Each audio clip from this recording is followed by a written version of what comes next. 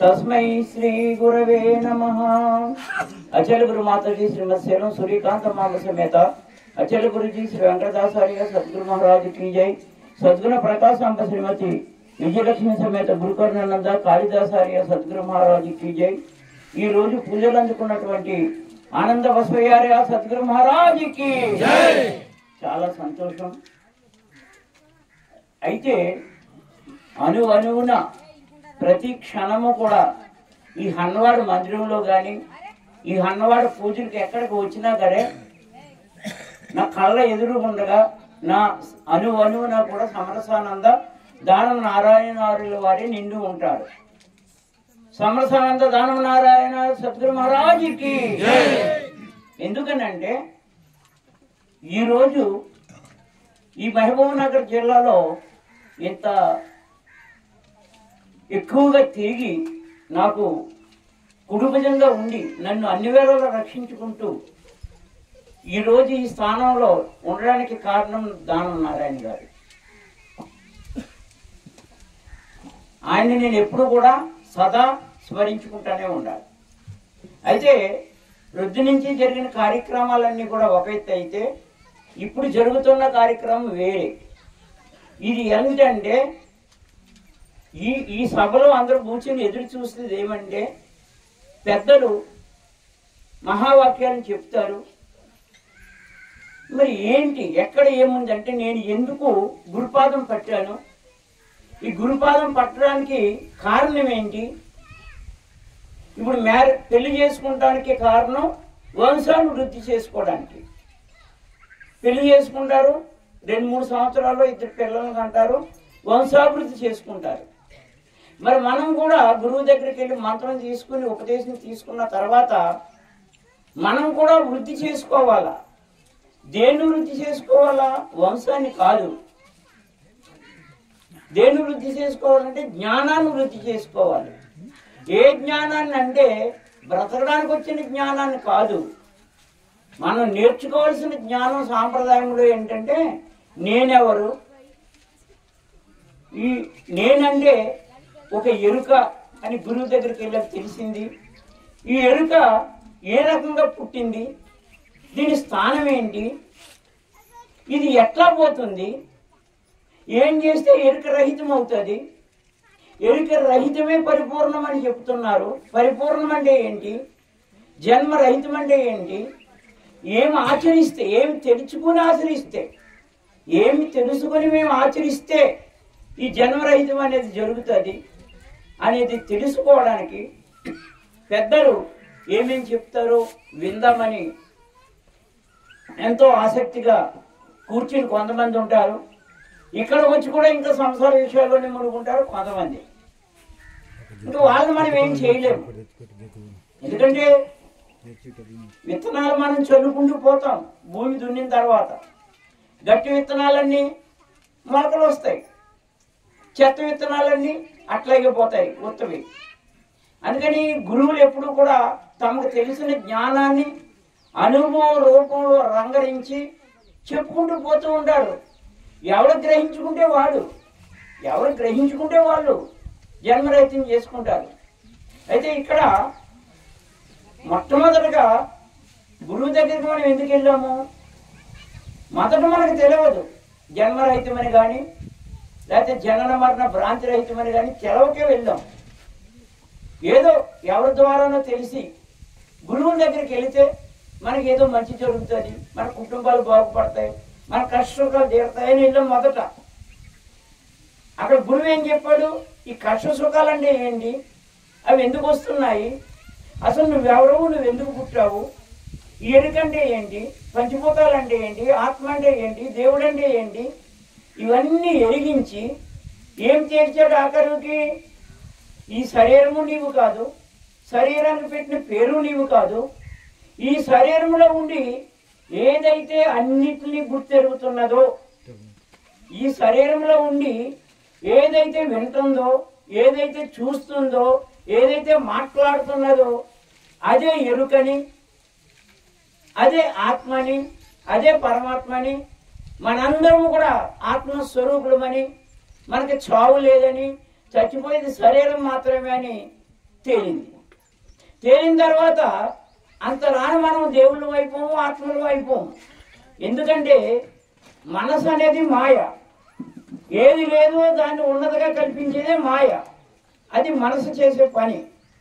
ఈ మనసును కనుక మనం లేకుండా చేసుకుంటే, మనసును లేకుండా చేసుకుంటే నీవే ఆత్మవు, నీవే దేవుడు. మరంత ఈజీగా పోతుందా? ఓ చొక్కా ఇప్పినట్టు ఇప్పేసినట్టు మనసుని ఇప్పేయడానికి లేదు. ఆ మనసును జయించడం అనేది బ్రహ్మ విష్ణు మహేశ్వరులు కూడా సాధ్యం కాదన్నారు. మరి మనుషులమైనటువంటి మనకు సాధ్యమా అంటే మనుషులకే సాధ్యమంట. కిన్నర్లకు కానీ, కింపురుషులకు కానీ, దేవతలకు కానీ ఎవరికి సాధ్యం కాదట. ఒక మనుషులకే సాధ్యమట. ఏ మనుషులకు? గురువుని నమ్మిన వాళ్ళకి. గురు బోధను, గురువాక్యాన్ని, గురువు చెప్పినటువంటి బోధను నమ్మి ఆచరించిన వాళ్ళకి మాత్రమే సాధ్యమట. అందుకే మనం గురువు దగ్గరికి వెళ్ళాం. అందుకని మనం గురువు చెప్పినటువంటి విషయాల్ని వినడమే కాకుండా మీకు ఏం కావాలో కూడా గురువుని అడగాలి. ప్రపంచంలో చెప్పేది వేరే ఉంటుంది, మనం గురువు చెప్పేది వేరే ఉంటుంది. రాత్రి ఒక శిష్యుడు అన్నాడు, నేను దేవుడు లేడన్నా. దేవుడు లేడా? అదేంటి స్వామి దేవుడు లేడన్నా? దేవుడు ఉన్నాడు కదా అన్నాడు. అప్పుడు మా నరసింహుడు కూడా వచ్చింది, ఆయన టాపిక్ కూడా ఒకసారి మందిరంలో చెప్పుకుంటుంటే. దేవుడు అని అంటే మనం అనుకున్నట్టు లేడు. మనం ఎలా అనుకుంటున్నామో, గుడిలో ఉన్నాడు, గుడిలో విగ్రహాల రూపంలో ఉన్నాడు, తిరుపతిలో ఉన్నాడు, శ్రీశైలంలో ఉన్నాడు, యాదగిరిగుట్టలో ఉన్నాడు దేవుడు అని అనుకుంటున్నాం మనం. కానీ అక్కడ లేడు. మరి ఎక్కడున్నాడు అంటే ఆయన లేని ప్లేసే లేదు. ఆయన లేని ములుగుతు సంధి లేకుండా వ్యాపించున్నాడు. అంటే అక్కడ దేవుడు అని అంటే మనం అనుకున్న రూపాలు కాదు, పటాలు కాదు, విగ్రహాలు కాదు. మరి ఎవరయ్యా దేవుడు అంటే నీలో ఉన్న ఎరికే దేవుడు. నీలో ఉండి అన్నిటిని గుర్తెరిగినే దేవుడు. అంటే నీ స్వరూపమే దేవుడు. అయితే నీవు మర్చిపోయావు. నీవు మర్చిపోయిన దాన్ని గుర్తు చేసి నీ యొక్క స్వస్వరూపాన్ని చూపించి నీవు ఆత్మవు, నీవు ఆత్మస్వరూపుడవు, నీకు చావు అనేది లేదు అని చెప్పుకొస్తాడు. మరి చావు అనేది లేకపోతే మరి జన్మల పరంపర ఎందుకు కొనసాగుతుందంటే నువ్వు చేసుకున్న కర్మను బట్టి. ఈ మధ్యన ఒక కండక్టర్ యూట్యూబ్లో వస్తున్నాడు, కర్మ సిద్ధాంతాన్ని బోధించుకుంటూ. చూసారా లేదా మీకు? ఆయన ఏం చెప్పుకొచ్చాడు? అతనికి 2 కొడుకులాట. ఒక కొడుకు చనిపోయిన తర్వాత అతనికి వైరాగ్యం వచ్చి భగవద్గీత చదివి ఎంతోమంది గురువులను ఆశ్రయించిన తర్వాత అతని బోధన చెప్పడం మొదలెట్టాడు. పరిపూర్ణ బోధ అతనికి తెలియదు. కర్మ సిద్ధాంతం చెప్తున్నాడు. ఏమని? కర్మ అంటే నువ్వు ఎందుకు పుట్టావంటే నువ్వు కర్మ వల్ల పుట్టావు. నువ్వు చేసుకున్న పాప పుణ్యాలనే కర్మలు బట్టి నువ్వు పుట్టావు. ఈ కర్మలు బట్టి నీకు ఒక భార్య వచ్చింది, ఒక పిల్లలు వచ్చారు, తల్లిదండ్రులు వచ్చారు, అత్తమామలు వచ్చారు. ఎంతవరకు వాళ్ళు రుణాలు ఉంటారో అంతవరకే ఉంటారు. ఒక బస్సు ఎక్కామనుకో, ఎవరి స్టేజ్ వచ్చిందంటే వాడు దిగిపోతాడు. అలాగే మనం కూడా. రాత్రి కూడా ఒక ఆవిడ 2 నెలలు అయిందంటే వాళ్ళ భర్త చనిపోయి ఏడ్చుకుంటూ వచ్చింది. నాయనా అనుకుంటుంది. రాత్రి 12 గంటల వరకు బోధ జరిగింది. అక్కడ ఏమని? నా భర్త చనిపోయాడని ఆవిడకి ఎంతో బోధ చెప్పి ఎవరు స్టేజ్ వచ్చిన వాళ్ళు దిగిపోతారమ్మా అని చెప్పాం. కానీ అంత ఈజీగా వదలగలమా మనం? వదలాలి. వదలగలిగితే ఎప్పుడు వదులుతామంటే సత్యం తెలుసుకున్నప్పుడు. సత్యం ఇందాకే చెప్పాను మీకు, సత్యాన్ని తెలుసుకున్నప్పుడు వదిలేస్తాం. మనం ఏమనుకుంటున్నాము? ఇప్పుడున్న శరీరమే నిజమనుకొని, ఇప్పుడున్న భార్య బిడ్డలే నిజమనుకొని, నాది నేను అనేటువంటి తాపత్రయంతో బంధాలను తగిలించుకుంటున్నాం. కానీ గురువు ఏం చెప్తున్నాడు? ఈ జన్మే జన్మ కాదురా నాన్న, ఇప్పటికీ నువ్వు 1,000,000 జన్మములు ఎత్తిను 1,000,000,000 దుఃఖములు అనుభవించు. నాటి మాటలు తలుచుకుంటే నాడుతుంది నీ మనకి. ఇప్పటికి నువ్వు ఎన్ని జన్మలు ఎత్తావో నీకే తెలియదు. ఎంతమంది భార్యలు అయ్యారో, ఎంతమంది భర్తలు అయ్యారో నీకు తెలియదు. ఈ రకంగా నువ్వు పంచభూతాల ద్వారా శరీరం ఏర్పడి, పంచ తన్మాత్రల ద్వారా శబ్ద స్పర్శ రూప రసగంధాలు అనేటువంటి పంచ తన్మాత్రల ద్వారా నువ్వు కర్మ చేసి కర్మల వల్ల నువ్వు జన్మించి ఆ రుణానుబంధ రూపానికి ఒక భార్య బిడ్డలు అనే బంధాలు ఏర్పడి ఇదంతా నాది నేను అనుకుని ఓ 90-80 సంవత్సరాలు బ్రతికి చనిపోతున్నావు. చనిపోయి ఏమవుతుంది? ఇంకో జన్మను తీసుకుంటున్నావు. ఎందుకని? గత జన్మలో చేసినవన్నీ ఈ జన్మలో అనుభవిస్తున్నావు. ఇప్పుడు ఈ జన్మలో చేసినవన్నీ కూడా మళ్ళీ ఇంకో జన్మ ఎత్తి అనుభవించాలి. మన సిద్ధాంతం ఏంటంటే మరో జన్మ లేకుండా చేసే సిద్ధాంతం మనది. మరి ఏ రకంగా మరో జన్మ లేకుండా ఉంటుంది అంటే కర్మ చేయకపోతే మనకి జన్మ లేదు. కర్మ అనేది పాపకర్మ అయినా చేయకు, పుణ్యకర్మ అయినా చేయకు, అసలు ఏ కర్మ చేయకుండా ఇంట్లో కూర్చో, నీకు జన్మ అనేది ఉండదు. జన్మ అనేది ఉండదు. మరి ఇంట్లో కూర్చుని ఉంటే నాకు పోషణ ఎలా జరుగుతుంది? నా భార్య బిడ్డలకు పోషణ ఎలా అవుతుంది? నా పిల్లలకి ఎవరు పెళ్ళిళ్ళు చేస్తారు? కాబట్టి మనం కర్మ చేయాలి, జీవితాంతం కర్మ చేయాలి, ఆ కర్మలకు మళ్ళీ పుట్టేయాలి. కానీ మన సిద్ధాంతం ఏంటంటే గురువు మాత్రమే దానికి సొల్యూషన్ అంటే సమాధానం చెప్తాడు. ఏమని? నువ్వు కర్మ చేస్తూ ఉండు, కానీ నువ్వు మళ్ళీ పుట్టకూడదు. ఎలాగయ్యాది? అది ఇక్కడ ఉన్నటువంటి రహస్యం. ఏంటది?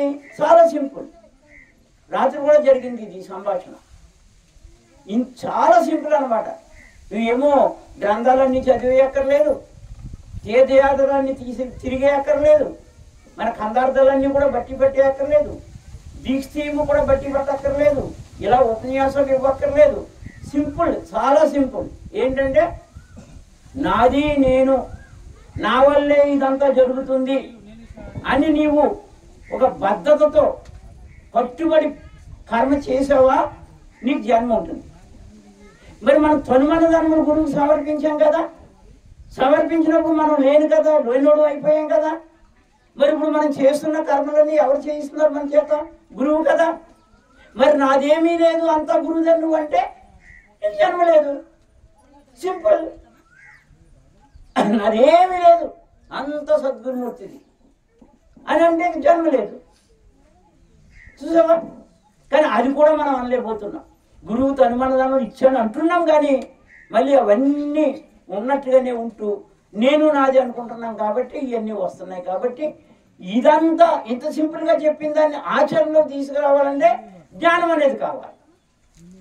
అందుకని ఆ జ్ఞానాన్ని గురువు దగ్గర నేర్చుకుంటూ వైరాగ్యాన్ని సంపాదించి ఈ సృష్టి రహస్యాలు తెలుసుకొని, అసలు సృష్టి అంటే ఏంటి తెలుసుకొని, ఎందుకు మనకు కష్టాలు సుఖాలు వస్తున్నాయో తెలుసుకొని గురువుకు సమర్పణ అయిపోయి నాదేమీ లేదు అంతా గురువుది అనుకున్నప్పుడు ఆ రోజే నీకు జన్మరహితం అయిపోతుంది.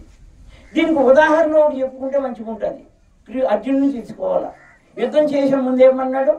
వీళ్ళందరినీ నేనే చంపేయాలని కర్తృత్వం వహించాడు. నేను చంపలేను అన్నాడు, ఈ పాప నేను చేయను అన్నాడు. నువ్వెందుకు చేయగలవు, నువ్వెక్కడ చంపుతావు వీళ్ళందరినీ అన్నాడు. నేనే కదా చంపాలన్నాడు. 18 అధ్యాయాలు భగవద్గీత చెప్పుకొచ్చాడు. తర్వాత విశ్వరూపం చూపించాడు. విశ్వరూపం చూపించిన అర్జునుడికి ఏమైంది?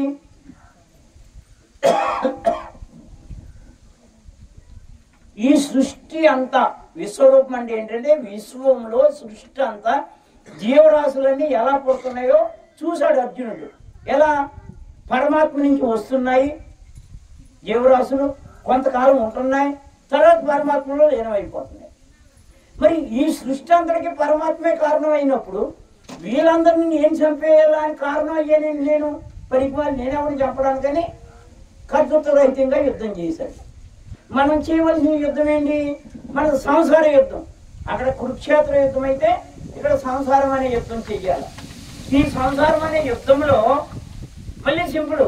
నాది నేను అన్నావా కర్మ చుట్టుకుంటుంది, నాదేమీ లేదు అంతా గురువుది అంటావా కర్మ చుట్టుకోదు, మళ్ళీ పుట్టవు.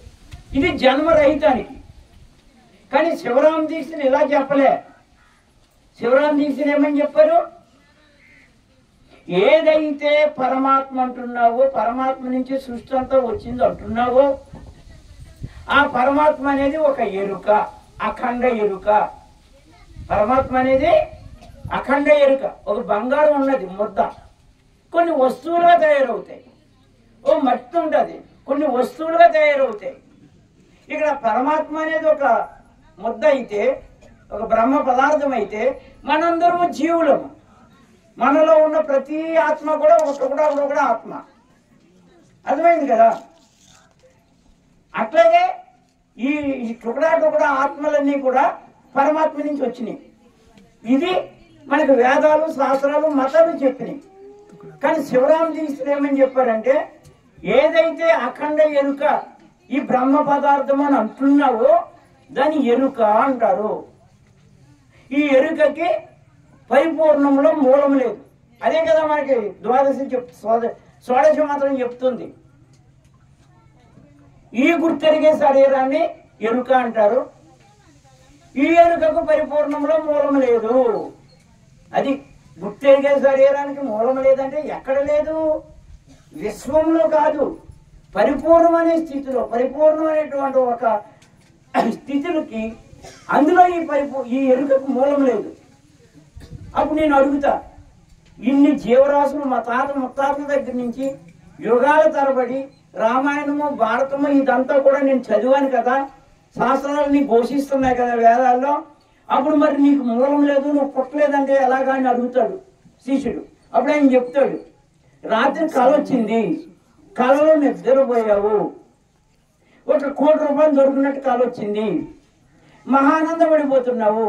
ఈ లోపల 4 దొంగలు వచ్చి కొట్టారు, దోచుకుపోయారు, ఏడుస్తున్నావు, నా 1 కోటి రూపాయలు చూడు, నా చేతులు కాళ్ళు విరిచేశారని.